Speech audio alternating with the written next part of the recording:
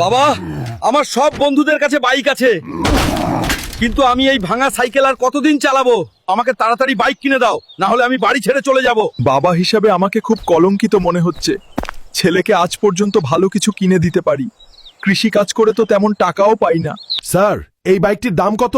এটা তো অনেক দামি বাইক, তোদের মতো গরিবরা এটি কিনতে পারবি না।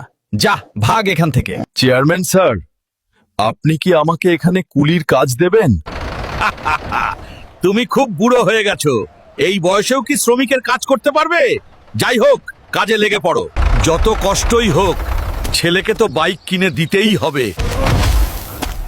কি হয়েছে চাচা? মনে হয় আর বাঁচবো না, এগুলো দিয়ে আমার ছেলেকে বাইক কিনে দিও। এই হাল্ক, তোর বাবা এই বাইকটা কিনে পাঠাইছে, তিনি কাজে ব্যস্ত তাই আসতে পারেনি। বাইক চালানো যে কত আরাম, বাবা যে কেন আগে বাইকটা কিনে দেয় নাই। এই হাল্ক, তুই বাইক চালাচ্ছিস আর ওইদিকে তোর বাবা কাজ করতে গিয়ে হঠাৎ স্ট্রোক করে মারা গেছে।